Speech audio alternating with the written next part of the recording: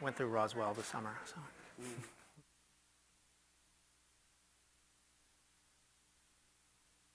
All right, welcome everyone to the second Energy Symposium of the semester. For the students taking the class, remember to sign in.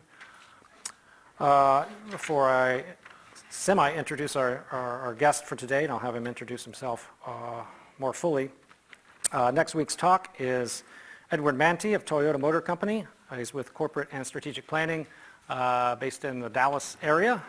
So we can get a high-level view of what Toyota is thinking going into the future for new types of vehicles and what their plans are and how they think about things like electric vehicles and hydrogen and other kinds of ways of fueling vehicles and mobility in general. So we'll see what Ed has to say next week.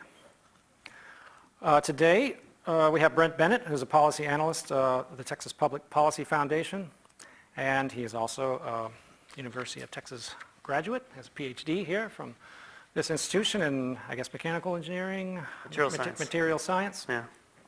And before I talk much more about him, I think I'll just have Brent introduce himself a little bit, how he kind of went from PhD to policy, P to P in a different way, yeah. PhD to policy. So go ahead, Brent. Yeah, thank you. No, thanks for inviting me, Carrie, and I really appreciate the opportunity to come here. I know the Energy Symposium typically hosts researchers talking about research. I actually spoke about my group's research here when I was a student several years ago.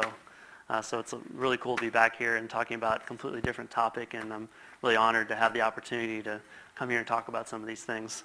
So I really appreciate that. Actually, I grew up in Midland, Texas. So I grew up in the heart of the oil patch. I had oil wells half a mile outside my neighborhood. So energy was kind of always in my blood right from the beginning of my life, and I always wanted to study energy. But I ended up doing physics first. I went to the University of Tulsa for my undergrad, and then as I was doing physics there, realized that I wanted to do something energy related. So what could I do? Well, I came to UT and decided to get my advanced degree in material science and study batteries, because batteries are such a critical energy technology. So I came and worked here on batteries for utility scale storage, mostly flow batteries. So doing a lot of wet chemistry for different types of flow batteries. So that was what I did here. When I got out of here, I worked for a company called Black Diamond Structures, also Molecular Rebar, which is a startup here in Austin. I did that for a little bit, but then when that wasn't working out, and it was kind of and I went in, I did a little bit, dabbled a little bit in finance as well, but I was kind of left with this. You asked about, I'm getting to the point about why I got into policy. So I was kind of left with this choice of, well, I could switch fields, I could do finance or data science or something else, use my degree in some other way, or I could move and go far away. But my wife is kind of settled here, so I said, okay, well, what else can I do? And my wife actually came across this job with the Texas Public Policy Foundation and this group that I'm now a part of called Life Power, which is basically we'll get to a little bit about what we do, but basically kind of a rebrand of or an upgrade of our energy policy efforts that the foundation has had for a long time. And so she thought I would be really interested in this, and she knows I love energy and to get to study energy every day. And so I ended up taking a flyer on it a little more than a year ago, and here I am a year later still doing it. So I can't, I guess for everyone here, I can't stress enough how much fun it is to get to study energy every day. If you really like energy, it's a fun thing to study. It never gets old. So. Right, awesome. All right, so we will get into what Texas Public Policy Foundation's Life Powered campaign is about, which you are part of. But maybe we'll just get a little intro of what TPPF is about, and I'd like to just read from the website here, if I state what you have on your website as far as the mission. The Foundation's mission is to promote and defend liberty, personal responsibility, and free enterprise in Texas and the nation by educating and affecting policymakers in the Texas public policy debate with academically sound research and outreach. Funded by thousands of individuals, foundations, and corporations, the Foundation does not accept government funds or contributions to influence the outcomes of its research. And it also states a 501c3 nonprofit. So, Right. so I read these things and I think it's a nonprofit, which makes you, well, I guess you're not a lobby, or Yeah. in that sense. I mean, yeah, But, we do lobbying activities, but we're not a lobbying firm, yeah. Yeah, so affecting policymakers as a non-lobbying policy or a nonprofit is maybe a fine line there. As sort of we discussed, we had a lunch last semester, and so I thought it'd be great to bring Brent in. And I was thinking, well, I work at UTE, we're a nonprofit, and we take government funds. I was wondering whether I should be offended or whether I thought people shouldn't trust the University of Texas because we take government funding, and it seems to be a source of pride here that does not accept government funds or contributions to influence outcomes. But, Yeah. but is anyone else donating influencing outcomes of the Public Policy Foundation? I mean, the UTE as a large institution gets money from all of the above Yeah. on this list, including the government. But so how do you think about that, or TPPF Yeah, present that, exactly. or why would something like that be written? The UTE wouldn't write something like that. Right, exactly, yeah. And I think the simple answer to why that's there, I think, is that a lot of people think that we are somehow a part of, we're a government agency or something like that. You know, I always get asked all the time. I say I work for a nonprofit think tank, and then people say, well, you work for the government, or? Well, I'm like, no, my wife works for the governor's office. You know, I'm in a nonprofit. So I think that's part of it. I think the other part of it is that there's kind of there's also that line kind of signals to the general public and supporters that we are providing kind of a different voice, right? We're providing some of this voice from a different spectrum of a lot of these policy debates. So I think that's, and I can definitely see how you could read it as critical of like people who are, you know, who are government funded. Of course, I got a lot of government funding when I was here doing my research.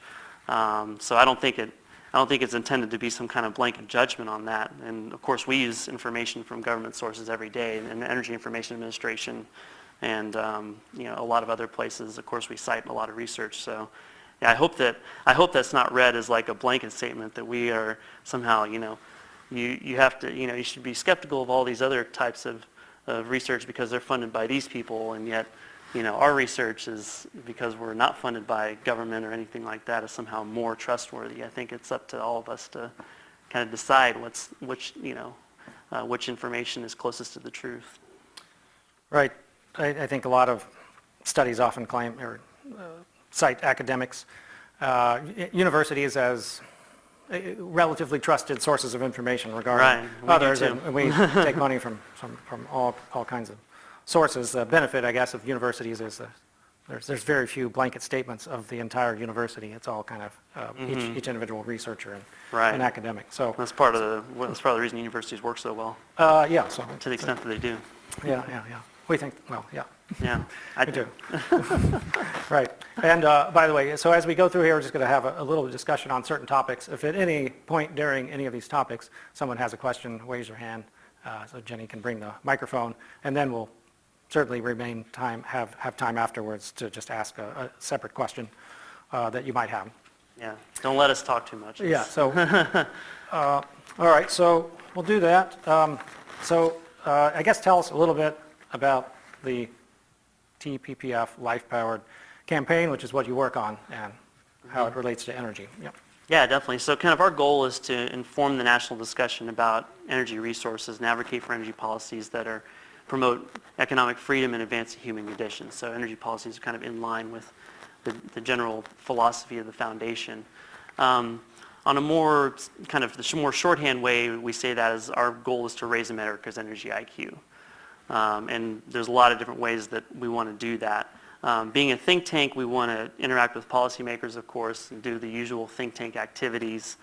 We provide information, develop policy, help them with messaging to their constituents, and all those things. And in that area, we think we have something different to offer because again, our philosophy is limited government and maximizing individual freedom within the energy sector.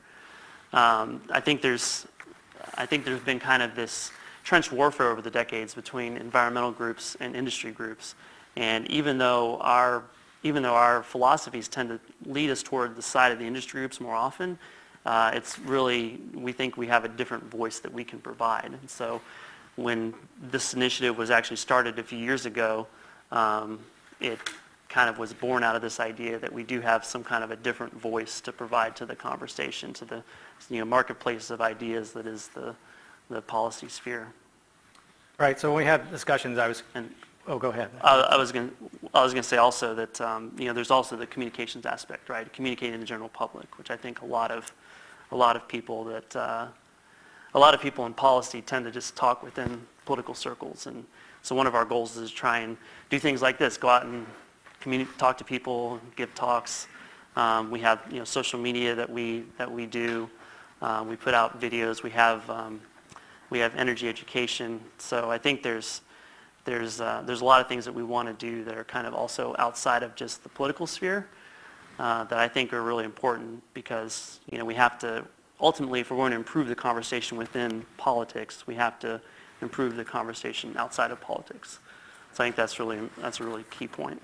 So sorry to interrupt. Yeah, go ahead. No, fine.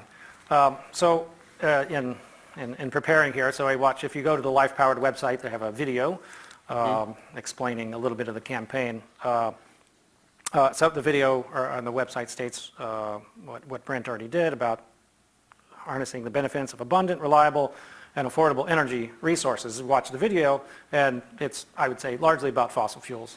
Statement, fossil fuels are essential to modern life is a statement that comes across. Fossil fuels make modern life possible is a statement that comes across. So is Texas Public Policy Foundation pro-fossil fuels, anti-renewables? There's not a statement that says renewables can continue modern life and keep it possible, or something like this, right? It's basically about fossil fuels. So if we're enhancing the energy IQ, is this cutting the mustard on that? Is this academically sound research with the mission of TPPF? Mm-hmm. Yeah, Carrie's referring to one thing that we do, which is, again, we put out videos on different topics, right? So this particular video is basically an exposition of how fossil fuels are an essential part of certain products in our lives, right? So it has icons popping up on a screen that shows, this is made out of this is made out of this, and so on. And I think the deeper point that you're getting at, which I think is really key and something we talk about a lot, which is to say that, we want to say the best way to put it. Do we want to, there's kind of, again, this back and forth conversation. It's a very partisan conversation, right, about which energy sources are better, right? And we think that there's been a lot of the discussion has kind of painted over some of the benefits of fossil fuels and kind of held up renewables as being entirely able to replace fossil fuels. We think that's a little bit detached from reality. So to what extent do we want to highlight some of these things that we think are not being discussed much in the public discussion, at the risk of being, kind of more pro fossil fuels or anti-renewables, right? So to the extent that we want to raise up some of these points, but also try and make the discussion appropriately nuanced, is a real challenge, right? And not be just another group out there that's just lobbing facts into the wilderness and not really improving the conversation any, right? So I think that's probably beyond the scope of our discussion here, but to say, what does it really take to improve the conversation? Right, we can maybe hold that, well, maybe people have ideas, we can maybe yeah, I would follow this up love in the to end. hear other ideas from how the we do audience that. on I that think, we here at UT, or at least I'm part of groups that claim to try to do this. And I think Energy Institute has that same mission, We sort of default on making tools that calculate things and let people calculate things themselves. That doesn't tell them exactly how to think, but it tells them a little bit about how numbers come to be. So on at least one topic, activity of TPPF during last legislative session was along this lines of, most of the material, I would say, from the website, official material, is about energy reliability. It's not about fossil fuels or renewables. There's not a lot of discussion of comparison. Though we're going to talk about Georgetown and the role of TPPF and fostering discussion about Georgetown's renewable energy power purchase agreements. But before we go there, so TPPF, my understanding, lobbied last legislative session to have I guess what was called the wind power carve-out in a particular part of the Texas tax code that allowed local taxing authorities, I guess, school districts, maybe cities and counties to essentially give property tax breaks to industrial facilities. Wind farms qualify for these and have been, and they have used this part of the tax code to help wind farm development in Texas. And TPPF was part of lobbying for that in the sense to have a carve out for wind specifically, but not other industries. And so I guess tell me about, what you can say about why TPPF did that and how they're thinking about it now. That did not go through the legislature. That did not become a bill that passed, or I guess got out of, and onto a vote. I'm not sure how it failed. But so explain that in terms of what you're saying. We're going to enhance the IQ. We're going to try to be academically sound, but then go after wind in this case. And I think that, well, I'll say a few things. I guess the general purpose of those the Chapter 312 and 313 property tax breaks within the tax code is basically to promote kind of industrial development in rural areas, right? And so of course wind energy qualifies for that. But in general, though, the problem with that is that you're basically, the state is reimbursing local taxing authorities for giving these tax breaks. So it's kind of like the rest of us are in a way paying for these tax breaks to these rural areas, And so the idea was to promote rural development, right? But again, as a whole, a part of our philosophy at Life Power or at Texas Public Policy Foundation is that we want to have low tax rates for everybody and not have special carve-outs for certain geographic areas or certain industries or whatever, right? And trying to avoid subsidies and things like that. It's especially hard to get rid of something like this once it becomes law. There's a lot of people, like you said, wind energy is just one group of industries that gets these tax breaks. So there's a lot of industries that get these tax breaks, and now that they have them, they don't want to give them up. So of course I wasn't around at the beginning of when we started doing this a couple years ago. I've only been about a year. But as my understanding of the kind of the genesis was that, we wanted to, we felt like these tax breaks were really, we're against the tax breaks on the whole. We're against them on the whole for the reasons I just stated. But in the renewables piece in particular, we thought that that was kind of the most egregious piece in terms of not providing enough jobs. They only provide a couple jobs most of the times when they go out and do these projects, because there's only a couple people that need to maintain the wind turbines, things like that. They provide a lot of construction jobs, but those are only temporary. So they actually get waivers in order to do this, because there's supposed to be minimum job requirements for this, for getting these tax breaks. And then also just the fact that we're kind of tilting the balance of the economics of our grid in favor of wind energy and hurting the economics of other more reliable and dispatchable generation. So again, we felt like that this was kind of a particularly egregious piece of the problem. But I think what we ran into, and what I think Carrie kind of hinted at, was that really we shouldn't be so focused. If we're against the whole thing, we should come out and just say we're against the whole thing. And that's kind of what I think we're discussing and shifting towards now, is just say, we're not, if we're going to be against the whole thing, we should just stand on that and not be, so tied up, and not just be tied up as, these guys, the anti-renewables, lobby, basically, because there is definitely a very strong wind energy lobby, and I mean, tactically speaking, they can spend a lot more money than us. They can have, there's a lot more that they can do. So it's kind of, again, from a tactical perspective and philosophical perspective, I think we need to change that a little bit. All right, so yeah, we'll take. Well, we got a question. We'll take a question. Hang on, I'll follow up. So when you say be against the whole thing, you mean be against any energy extraction activity or energy conversion activity that gets a subsidy? You mean get rid of all of them? Is this kind of what you mean by? Yeah, I mean, get rid of all of them. I mean, not all subsidies are equal, right? Like some of them have different effect than others, but in general, to be, against all subsidies. And then also just to be, in general, against these kind of property tax breaks that, are designed to benefit one area at the expense of everyone else, right? It's from a philosophical standpoint, Urban, rural, who knows? Yeah, what. All kinds of things. So, all kinds of things. So let's take one for now. Question, Go ahead. Hi. Thanks for coming in today. I have a Yeah. question around, so you're saying that you guys have obviously in this past focused on this subsidy that would go to wind farms, and you're trying to make sure that you're not being partisan about this issue. So are there cases that you guys have gone after subsidies that support fossil industries, or is this something that you're considering longer term as you make it more clear that you're completely against tax incentives that specialize for certain industries? Yeah, I think, Good question. So for Yeah, it's a very example, good there's question.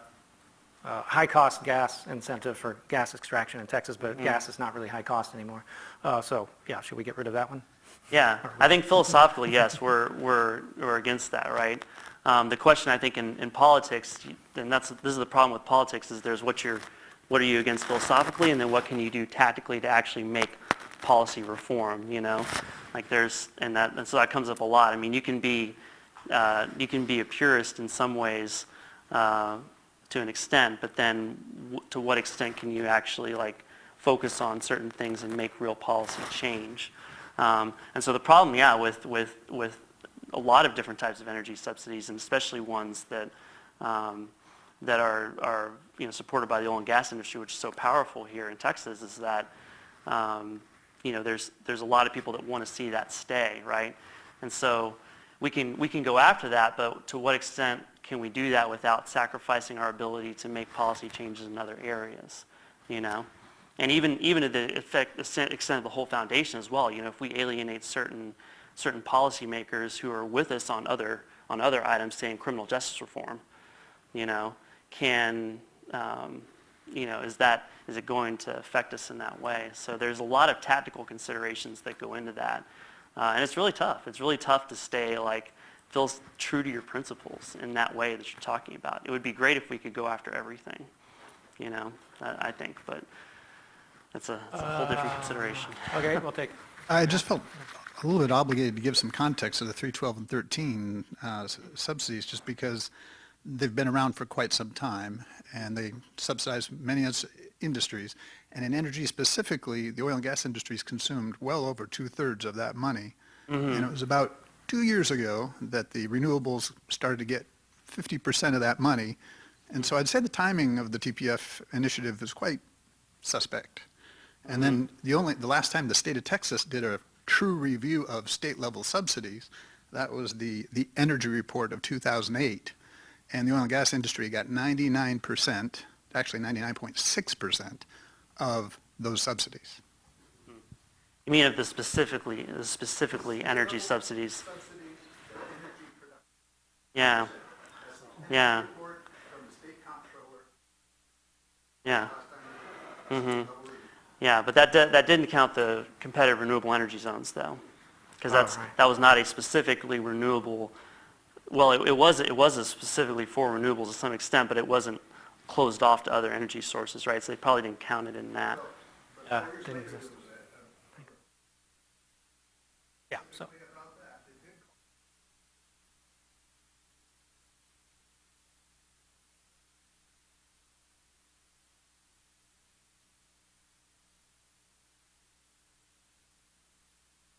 Okay, so I'll try to summarize, since you're not on the microphone, the argument. So yeah, what's the historical context of what's the historical context of subsidies? If we're against a subsidy now, and something existed 20 years ago, or it's part of the tax code and from 40 years ago of the U.S. or the state government, how new is too new, or how old is too old to get rid of it, I guess, is the question. There'll be a discussion probably later in another energy symposium with on topic of a report that we did at the Energy Institute on subsidies, and we came out about the same amount of money was spent on oil and gas, or let's say fossil fuels, which is mostly oil and gas, not coal in Texas in terms of severance tax. There is no severance tax, versus renewables, and depending on how you look, it's about the same amount of money total or a little less, and we did play this idea of, in our attempt to be academically neutral, if you want to include the CREZ lines, because some people do, we think. Some people don't, here's this number, maybe you can think about it. If you don't, subtract it, here's this other number, you can think about that. So that was our attempt, or I guess my attempt at being academically rigorous. But yes, is it? Yeah. I mean, we all benefit from it. So in some sense, we all pay for the transmission line. So I think certainly a lot of people see it as just this is That's just enhancing the grid. just is what it There is, yeah. There we go. Yeah. I think, and what we found too, I think we're pretty in a pretty similar boat, that there's been, over the last 15 years or so, nationwide, at least in terms of federal subsidies, a pretty even amount in terms of wind and solar versus natural gas, oil, and coal. What we found is that the levels are pretty similar. Now, I haven't read that report specifically that you're talking about, but yeah, on the state level, historically, there's been a lot more towards oil and gas in the past, but I would say that the question is not so much who gets more, but really what's doing the most in terms of the common good or not, you know? Which, if we're going to subsidize something, is going to do the most good for the most people. So we could get into a whole debate about kind of there's rabbit holes you can go down in terms of, you know, whether this subsidy is worse than this subsidy or this is better than this or whatever. I think from our perspective, and I think again, you know, we made some tactical considerations in what we were doing with the Chapter 312 and 313, but I think philosophically that we should be a little bit stronger about, and these are debates that we have internally all the time. You know, philosophically, my opinion is we should be stronger about really being more of a kind of blanket against subsidies in general, because we feel like from an economic perspective that they all do some level of harm on the whole. So, but here again, yeah, and it's also a question of, I mean, how do you get rid of these subsidies that have been around for decades? Yeah. It's really hard to do. Yeah.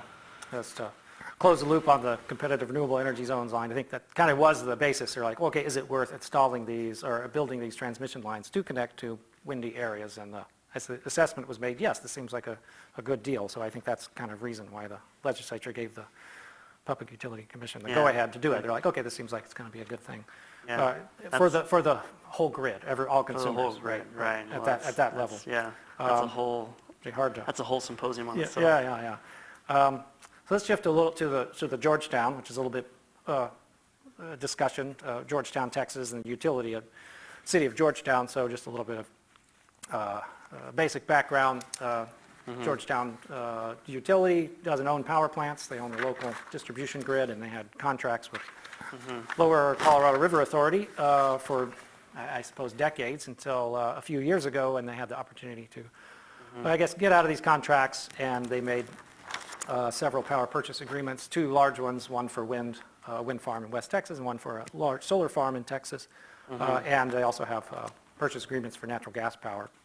So effectively, they bought, their PPAs are so large that the annual electricity generation is more than their annual consumption, so we're 100% renewable, and the idea was, well, these PPAs have relatively low prices, not officially disclosed, and this is good, low-cost, long-term energy contracts, 20, 25 years, and this is good for Georgetown consumers, and happens to be low carbon.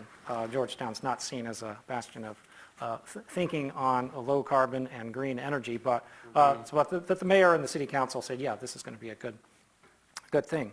So it turns out if you buy a lot more electricity than you consume, you have to sell some of this back on the grid, and you might sell it for less than you're buying it. And so they have had higher costs for this particular reason. I think they're about 160% renewable on the annual scale. So when it comes down to it, and so the prices have raised in Georgetown. Yeah, so they have to sell 60% of that. Yeah, so the Georgetown customers are getting charged somewhere around 14.4 cents, I think, per kilowatt hour relative to the sort of Texas average of 10 or 11, depending on where you are. So this has caused some angst, I guess, amongst Georgetown residents, and TPPF was part of some forums and has written on this, has several blogs on this, and has arranged forums in Georgetown to discuss the issue, and I would say they're pretty critical of Georgetown doing this, and saying this is bad for free markets, individual freedom, choice. This is, I guess, seen as TPPF as overreach by a city government, that people are captured. I think the word captured shows up. These people in Georgetown don't have a choice. We here in Austin, we're captured. TPPF is captured because your office is here. Yeah, so you should maybe leave, if you're captured here in the, Republic of Austin, paying electricity. We'd have to move the capital out of out of Austin. I guess. Yeah, but you're not a We're lobby gonna do firm, that. so you don't have to be near the Capitol. That's true. Well, So So I'll summarize some statements here, but I'll let you have a statement. What is sort of TPPF's approach to this Georgetown issue? I would say most of the statements are generally sort of saying, see, I told you it wasn't going to work. Words like unreliable come up in blogs about renewable energy and say, I told you this wasn't going to work, but, did it work? Is it just, what didn't work about it? What causes people in your office angst about this? Yeah, well, I think you brought up had a pretty good summary there of why they've run into problems, which is that they're, and it's a general problem with renewables is that you have too much energy when you don't need it and not enough when you do. So they have to have a very expensive natural gas contract to provide peak power when they do need it. So that's been that, and then the fact that they're having to sell wind energy at a loss at night a lot of times has been what they've run into. And I think that our goal, and we're still trying to get better at this, but our goal is to kind of raise up the point that we can't just assume that because we've been able to incorporate renewables at a 20% level. That suddenly it's going to be able to work at 100% level. That there's a lot of, you have to consider that you're going to have these huge intermittency and variations, and that's why Georgetown is having problems now, is because they have to deal with the intermittency and they don't have a way to store it, right? And that's what I did when I came to Austin. My UT I was focused on trying to build, create better technologies for energy storage, and so that's, so I think we really need to not be, we need to be more, I think, more focused on, as we've gone along, more focused on the point that, there can be a place for renewables, but that we have to really consider it's not just because it works on the margins doesn't mean it's going to work for the entire grid. And I think the other point that we really wanted to make there in Georgetown was to say that, there wasn't a lot of transparency. I mean, and I don't think the citizens asked enough questions there until recently. There's kind of this. They kind of just took it that, well, this is a no risk economic gain for the city, when in fact the city was taking big risks. The biggest problem, even more than renewables, was that they were just going long on energy. They were assuming energy prices were going to keep rising, and then they fell, and that's really the biggest problem. And so we wanted to kind of highlight that people should be asking questions about this when their city leaders propose these kind of policies, or if they're under a municipal utility, if their municipal utility takes these actions. So I think that some of our messaging can be improved in the future to say that it's not that we're just saying this is a bad idea, but we're saying that people need to think more critically and to ask more questions when their leaders are going out and saying, this is going to be great and everything's going to work out really well. So I guess that's kind of the "we told you so" part of it, that we kind of, again, I think we could message a little bit better, but that's what we were getting at anyway. Is it a problem with renewables or a problem with management of the city utility? Both, and I think. Bought too many. You think it's both? Yeah, I mean both. In the sense that it's the. I mean, the city could have done different things to incorporate more renewables without losing so much money. So that's a management problem, right? But I think it's also reflective of a fundamental problem physically with renewables, which is that there's so much variation, right, from day to day. And so unless you have a way to store it effectively, then you're going to run into this problem regardless of how well you manage your energy contracts. So I think that's. Yeah. So well, I guess they have to buy it because this is their contract, and because they bought too much, they have to sell it. Now, they could have stored it themselves if they wanted, I guess, for later inside city, but that's got its own thing. So on the topic of, messaging, so on the website for, for Georgetown's, or for the TPPF's website about the forum that was held last summer, I guess, in Georgetown, arranged by... yeah, we had one last summer and the one in February this year. So I can't remember. I think this one's from the August meeting, I think, Okay. 2018. August, yeah, okay. From the website, it says, attendees received a thorough rundown of everything energy, including why renewables are unreliable, more expensive, and unsustainable, and why 100% renewable simply isn't doable. So from a academic, rigorous organization standpoint, is this an accurate enough statement? I mean, I feel like I could find this statement as if they took off "un" from reliable and said they're reliable and substituted less for more expensive and took off the "un" for sustainable, and somebody would feel completely justified in doing that. So I would have a hard time writing that as an academic. In fact, I don't think I would. I would have to have a longer discussion that maybe no one would read, but so I look at that and I think, is this trying to give me a warm, fuzzy academic feeling, and I don't really get it. So how do you view something like that, which is prominent about this Georgetown issue and core to increasing our energy IQ, I guess? Yeah. Well, and again, I think in that case, we were coming out pretty strongly in favor of a certain position. So we were trying to make kind of these strong statements, which again, I think I would agree with you that from an academic standpoint, those are very debatable, But we were coming out and taking a policy position, and so we wanted to make that clear to everyone what kind of our policy position was, which is that, there is like, just because Georgetown is saying that is buying more renewable energy than they consume, and so they're 100% renewable, doesn't mean that we can just somehow say that this is going to work for the entire grid. That the entire grid could do this and it would actually work. They're able to make it work because they do have a place to sell their excess energy, but they're selling it at a loss and they're losing money. So I think there is definitely a point to be made that they are, renewables are intermittent. I don't know if unreliable is the good word. I mean, it's unreliable in the sense that it's hard to predict, I guess. And they're Well, it and depends you on the make time some frame, right? predictions. So so is the But sun it's- reliable for me to know how much it's going to shine tomorrow? I mean, sun.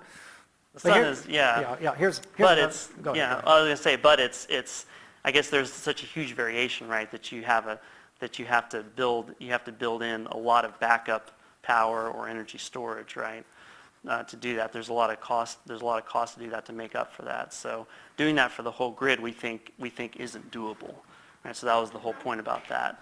I mean, obviously Georgetown and that's probably the problem there, is Georgetown made it work for, they are, 100% renewable, but they're relying on the rest of the grid in order to do that. And if the rest of the grid did that, that would not be doable in a sense. But again, I think to say that there's definitely an academic debate that can be had about that, and we wanted to come out in favor of this one position, but I don't want to sit here and say that it's our firm academic opinion that this is true. This is our policy position in this case. Could you imagine, or would TPF say something like, well, me as an academic, I would say, if we were, let's just say 50% wind power and 50% photovoltaics on the grid, that you're going to have to do a lot of different things and store it. You're going to have storage to make it lower cost than if you didn't. And we try to figure out what we think these costs are and how many devices would be required. But we're not there yet, and we're at some much lower level. So could you say, well, we're for adding wind and solar or anything if they're the lowest cost solution as we increment our way forward, and we don't know what the end point is before it really gets more expensive, and I think you've been thinking about this, and we think about this. But that's a statement you could say, well, let's do it. The grid's not going off, or it didn't go off this summer. We got to the peak prices a few times. Yeah, it was close. in the grid. So we got to the peak prices a few times. And there's a lot of potential things to do to maintain reliability of the grid on a second-by-second or sub-second basis. But wouldn't that be a different type of statement? We're for increasing renewables if the grid's reliable on a second basis, and we're fine with that. We don't know what the limit is before it gets hard, but we'll help you figure it out when you get there. That's a different statement than they're unreliable. How do you see that? Well, maybe that would be a more academically defensible statement, right? That we according to our principles, if the market is going to bear a certain amount, then we're in favor of letting it go up until that amount, right? Do we have? You have a question. Okay, good. But then the question is, are we fully accounting for all of the costs that renewables impose on the grid by, there's kind of the inefficiency of having to ramp up and down fossil generation, providing ancillary services, things like that, So is it really, so I think it's an open question as to what the level is at which, even if they are a lot cheaper to install, at what level do we reach the point where the second, kind of the backup system costs outweigh the cost of renewables being cheaper, to build and put into the grid, if that's the case, you know what I mean? So I think it's, yeah. So Yeah, we can leave it at I that. guess at this level, I would say that all the ancillary service costs are getting paid in the sense that people get paid for these services right now and the grid operates. So at this level, Yeah. to me, I would say, well, they are getting paid and they just don't happen to be that high right now, but we would anticipate higher things when you get higher penetrations. But Yeah. I'm curious about the Texas Public Policy Foundation's opinion on corporate demand for renewables. Is that seen as a market force, and how do you interpret increasing corporate demand for renewables? it's okay with free market principles that corporations want to buy renewables. I mean, to the extent, yeah, that to the extent that the state doesn't subsidize that activity, you know what I mean, by giving some kind of preferred access to renewables, or if they, like in New Mexico, for example, Facebook went in and built a data center, got a lot of state subsidies to do that, and then they're going to power it with solar energy, but they're also, with that, they're also relying on backup power from the grid because it's a data center, so you can't power the whole data center with just solar energy, right? So I think to the extent that corporations want to do that, they're free to do so. But we also want to be careful about, again, marketing this as like, okay, one corporation can do this. It's not necessarily a good idea for the entire grid and for policy, and from a policy perspective, for our governments to force the entire grid to be 100% renewable because of the problems of going, higher and higher penetrations of renewables. So it's fine from a corporation, from the perspective of that corporation, but from a messaging standpoint, I think we have to be careful about that. And so we don't, we're not going out and praising corporations for doing this, right? We have to kind of, I think, provide some more nuance to their messaging, because a lot of them come out and just message like, hey, this is a great thing, we're doing this green marketing, and that's, I think there's some we have to be careful about that and the perception that leaves in the public mind. So I think we had That's a good another question there, then we'll come over here. I'll ask one thing, go ahead. I'll ask one thing real quick here. This is a short one. This is it's a pet peeve of mine, I guess, and I just nitpicking because I can read things on the blogs at TPPF, right? So, this is a classic statement. It's not the only, organization that might say this. The wind does not always blow and the sun does not always shine. So as a PhD scientist to a PhD scientist, would you say the sun doesn't always shine? Yes. Okay, I would. Well, the sun I would say always, the earth spins and the the sun doesn't always shine in one location. Okay, then we can say that. Okay, So yeah, we in can one go there. location, Okay. yeah. All right, we can go there. Well, the point of that though is referring to a solar panel in a specific location. Right. I've never thought about it that way. Yeah, though. yeah, It's I'm like like, that's true. The sun is always. I always think of it as Yeah. How reliable is it? Shining since we've That's been a around. great point actually. So, so I'm like, so if I were, to talk to the blog writers there and it was like, hey, you add this other sentence, it sounds boring, but it's more defensible. So yeah, the sun doesn't always shine at one location. It's not as catchy, I know. Yeah. So there are some countries like Denmark and Costa Rica that already have 100% renewable grids, and so I'm wondering what makes Texas so different than those places. Is it the subsidies or like the difference in load, or? Well, Denmark is only about 50% renewable actually.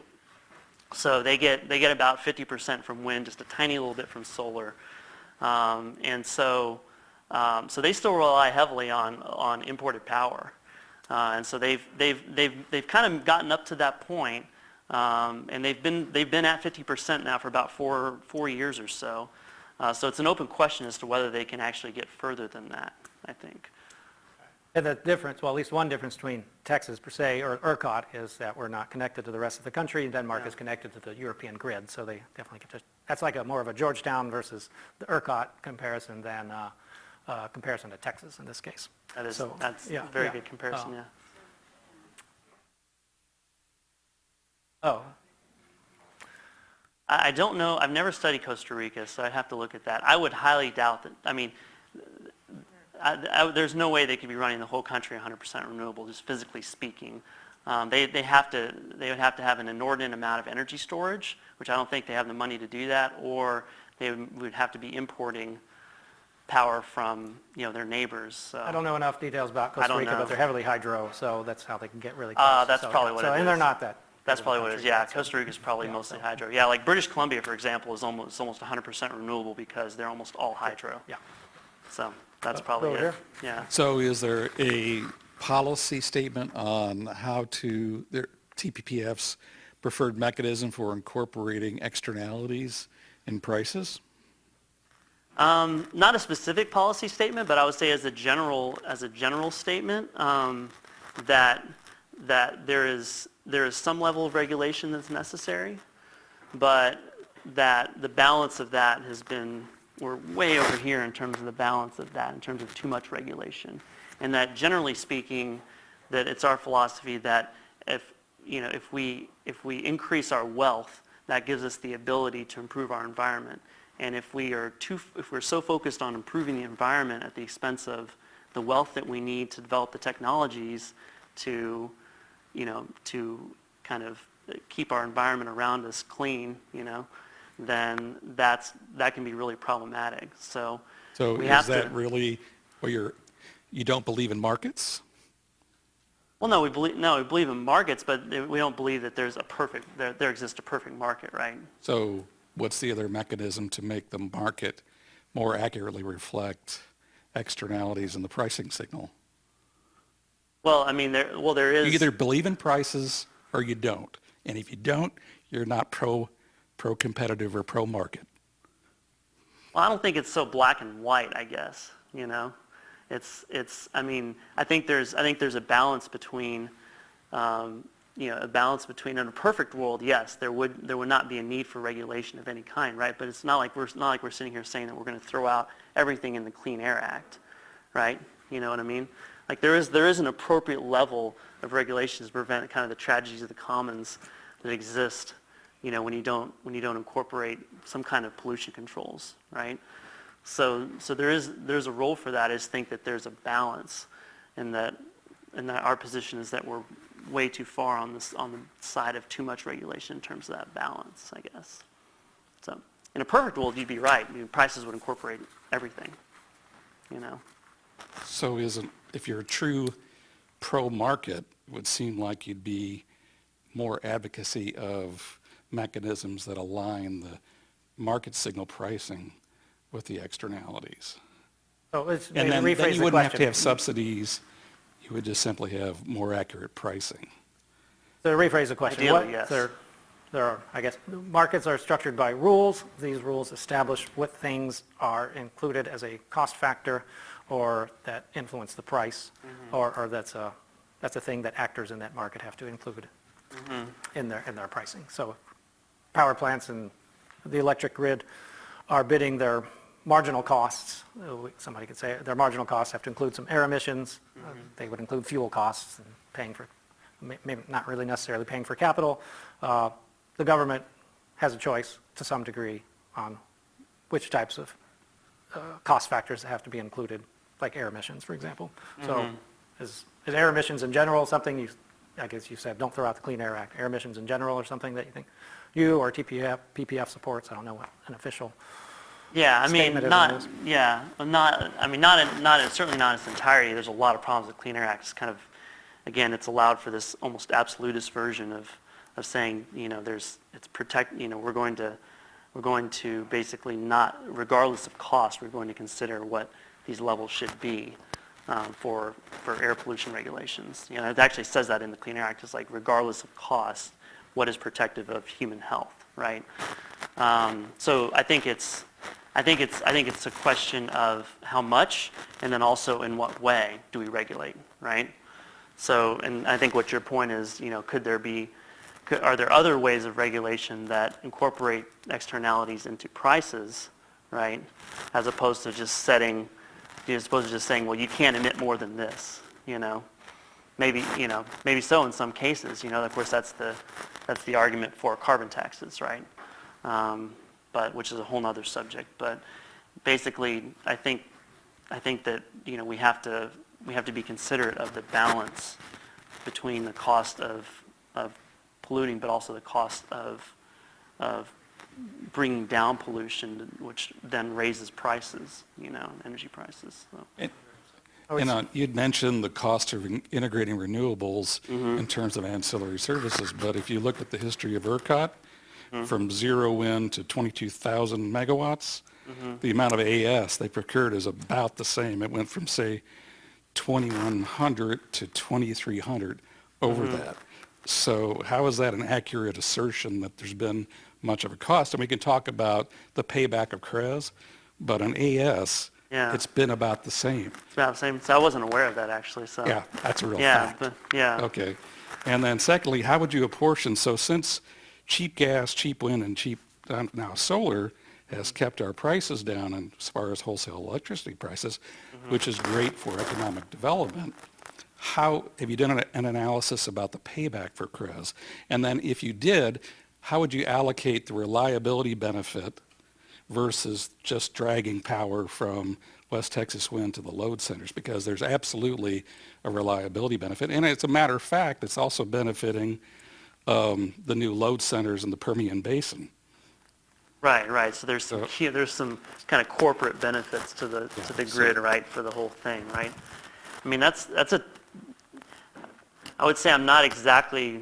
We could have more of that discussion later. I don't want to say more than I know in terms of the numbers behind that. You know, it's hard to estimate, right? Like how those benefits accrue to the entire grid for having this investment, right?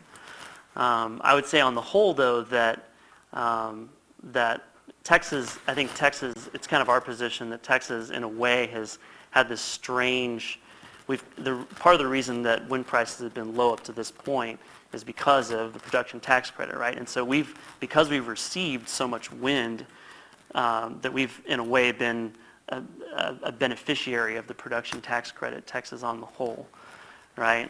Now, it's been a net loss for the country, I think, but I think that's part of the reason why we've been able to incorporate this much, and the costs are still as low as they are.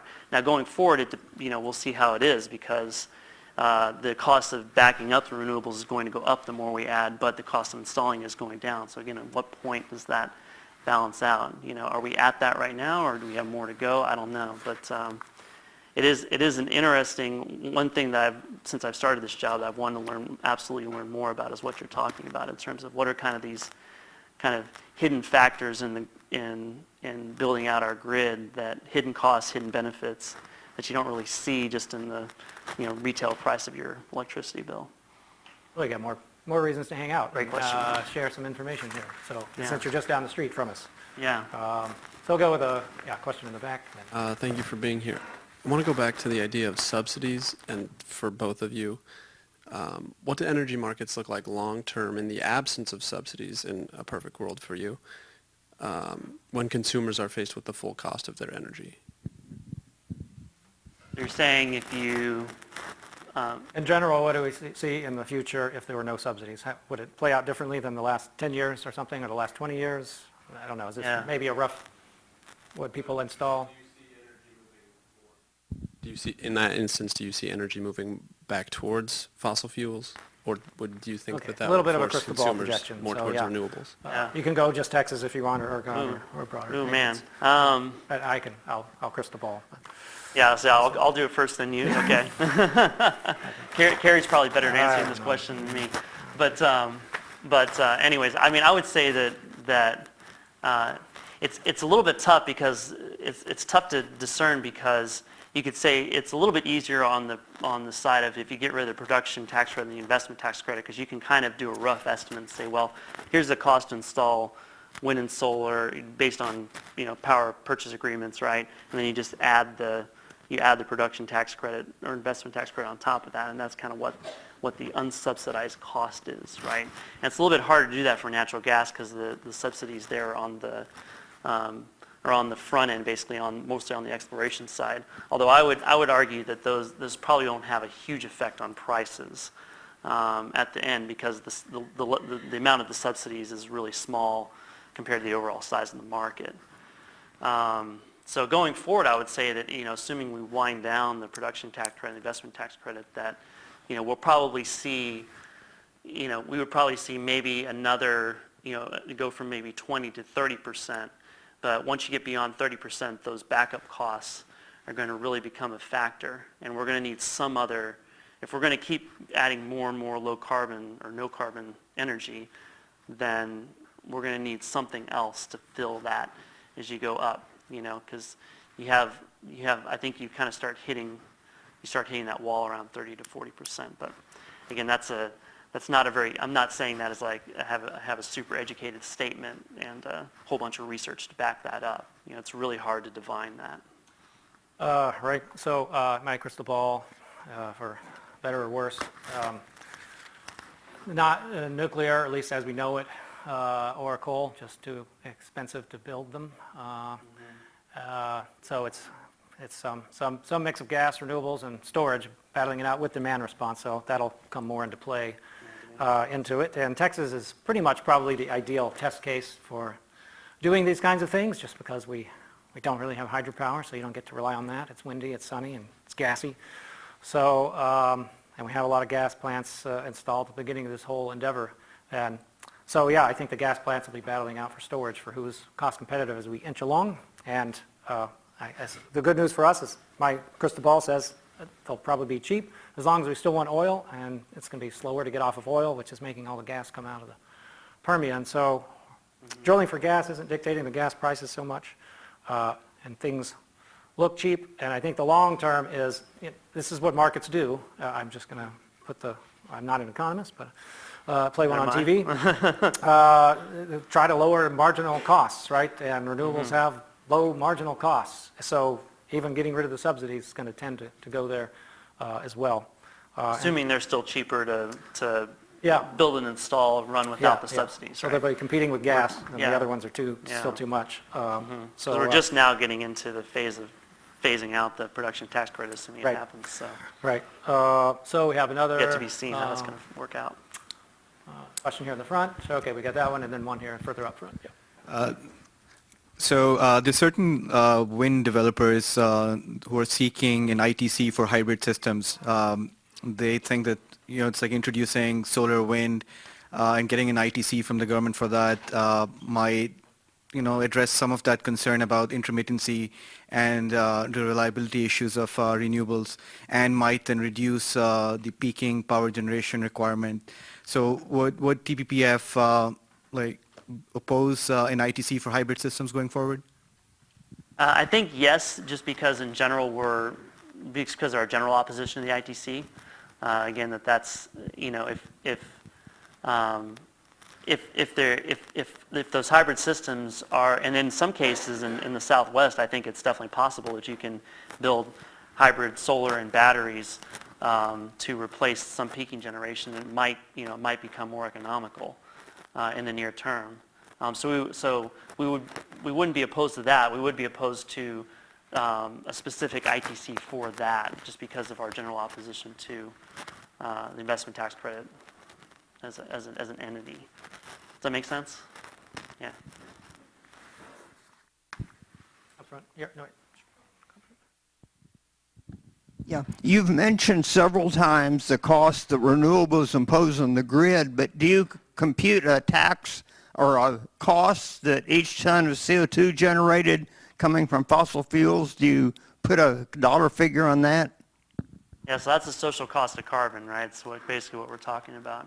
Although we could, the official position, TPPF, what do they think about? I think our official Climate or position carbon is tax. that is so hard to calculate, that social cost of carbon. You're talking, in order to get basically any number over, basically $10, you have to either assume a really long timeline, or you have to assume, so like going out past 2100 is what I'm saying, or you have to assume some kind of damages in the near future that just seem to us completely impossible. So I think to get a really significant number on the social cost of carbon, one that one that would make it really have an effect, you know what I mean, to be something significant is really hard to do. Not only is it hard to predict, it's hard to get a really sufficiently large number, I think, to make that much of a factor, in our opinion. There are some people, again, that's getting into kind of the climate change question of, you know, how much will climate change affect us over time? Will there be an economic cost, and how much is that? But if you look at, you know, how the EPA has calculated the social cost of carbon, in order to get a sufficiently large number above $10, they have to assume a really long time period and also make some assumptions on discount rates and damages that are really, that we think are not very realistic. So, Have some economic yeah, hand that's waving. the best I can do, yeah. Any other, we got a question here, any other Tough questions? But, yeah, go ahead. So I'm from California, so I have a little bit of a California lens on a lot of these issues. So I'm sorry that I'm coming California's at you a with great that. test case. So. Yeah, both states are really interesting, and that's why Yeah, I wanted to come different. to Texas, because Yeah. it's kind of approaching a lot of issues very differently, but also very successfully in different ways, in my view.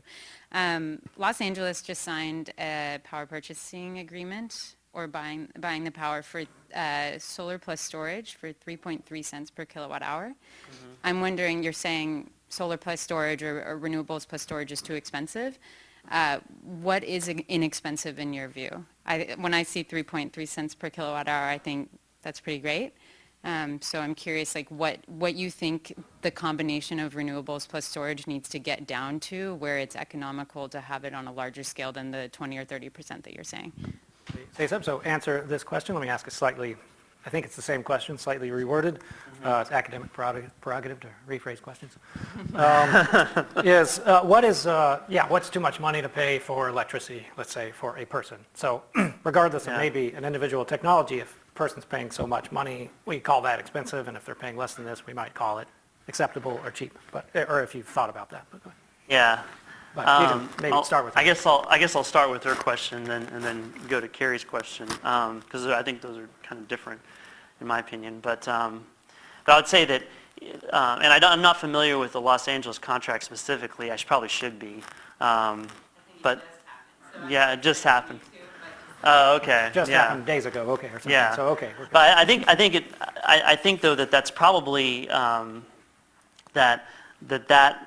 that contract, and yeah, 3.3 cents sounds, it's pretty cheap, yeah. But you're probably talking about probably storage. You're talking about solar and storage, and probably about 4-hour energy storage. So you probably say enough energy storage to store that solar energy for 4 hours and shift it from the noon hours to the kind of later hours in the day, right? So I think that there's, and as I said before, to answer the question of the fellow behind you, that they're probably, now there's probably, part of it, the reason it's that low is because there is an ITC for that, right? There is I think is it 30% right now, ITC for that technology? For a combo? For a combo, yeah. Yep. I think it's at 30, it's going down to 10. So it would probably be a little more expensive without that, but even still, right, it's still not, it's pretty cheap if you were to add 30% to that, right? But the problem, the difference is that you're just talking about basically using solar plus storage to replace kind of a certain portion of the load, but you're still, that's a big difference between doing that and replacing the entire system, right? So you can replace, say, peakers that only run during a certain hours of the year with that, and you can build enough energy storage to do that. But if you're going to build enough energy storage to make solar work as a baseload energy source for the entire year, you're going to you need a lot more storage than just for 4 hours, right? So I think that's a key distinction. The difference in scale between 4-hour energy storage and seasonal energy storage, or even just week to week energy storage, is a big difference. So, From an increase on the grid, though, over LA county or municipal district, are they okay? They're like, oh, well, look, Brent, I buy your argument, but I'm not making base load. I'm just doing the next incremental thing, and this is what we do, and this is the next incremental thing we want to do, and then later it might be something different. But yeah, I think as long as they're transparent about and they're clear in their risk assessments and their, which Georgetown wasn't so much, in what they're doing, they're saying, yeah, this is the best next incremental thing, right? then that's probably I wouldn't say that that's a bad decision for them, right? I'm not going to say that. But I think we just have to be careful in distinguishing that, what's good for the next incremental thing versus what's good for the entire grid, I think it's a larger discussion. Is that a valid thing to bring up, to argue against the next incremental thing? Because if I extrapolate all the way to the end, I don't like it. Or, Yeah. because they're tying those two time frames together and arguing against now by thinking about later versus arguing against now by now. Yeah. I guess, right? So that's a- Yeah, and there's probably a good argument to be made that just doing the next incremental thing is fine for the grid as a whole. There's kind of I think that's a debate. You start getting into the whole, how much do we value reliability debate maybe in that. But anyways, your question, I guess, which right. was, Do you have any thoughts on just, this is yeah, how too much much for is me to too pay in much? my Yeah. bill as a person? I mean, I Anything. would say that, in general, there's still, in what we see in the data is that a lot of people still pay, especially low-income people, still pay a significant portion of their income towards energy bills. I think that, of the people in the lower rungs of below the poverty level, that people easily still spend more than 10% of their money on their energy bills. So I would argue that that is too much, that if we're spending more than 10%, if a group of people is spending more than 10%, that energy is too expensive for them. And it should be more in the 5% range or even less if we can, right? So I think that it's a hard argument to make. It depends on who you're talking about, but that would be kind of my sense, is that there are still a lot of people out there who can barely afford the energy bills, and so we have to be very careful about policies that might raise energy prices and the effect that it's going to have on those people. All right, I think I agree with your earlier statement on something like 10% is probably too much, or maybe we should do something about that. Now, how you would track that is a whole nother symposium we probably can't take. Is it the energy bill itself, or is it a role of government, or Yeah. corporate social responsibility, or anything else to help low-income folks? That the reason they're low-income is because they're not getting paid highly to do their jobs Yeah. to begin with. So that's a larger conversation. Yeah, I don't know if we have a follow-up question. I don't know. We need to wrap this up. So we'll take this one. I don't know if Okay. you can say something on what I just said. We'll take one follow-up question after, if you have a comment right now, and then we'll wrap it up. Well, no, I'll save it for the end after her question. Okay, so Yeah, go I'd ahead. like to hear her question again. I don't want to keep anyone here too long, but I No just, worries. it's my understanding, I was a little confused by your answer. It's my understanding that solar and storage is usually used to replace peaker plants. Mm-hmm. And so it wouldn't be used for base load. So Yeah. is there a price range that it would be feasible in Texas, or For what, for base load or for peaker? for replacing peaker plants? For replacing peaker plants? Yeah, replacing peaker plants with solar and 3.6 cents storage. probably meets my criteria, but Yeah. for that's a levelized cost, I assume, so the Yeah. variable cost is going to be lower, so. Don't Yeah, have any I would other agree with that thoughts. statement, yeah. And we'll see, and we're probably, we might see some of that in the near future, I don't know. Yeah. So I don't have anything further. Thank you very much for coming. I don't know if you have any parting thoughts here. No, I was just going to say that, I appreciate getting to come here and speak with y'all. It's always, I think as we were saying, and I heard you say it at the end there, it's like, well, that's a whole nother symposium.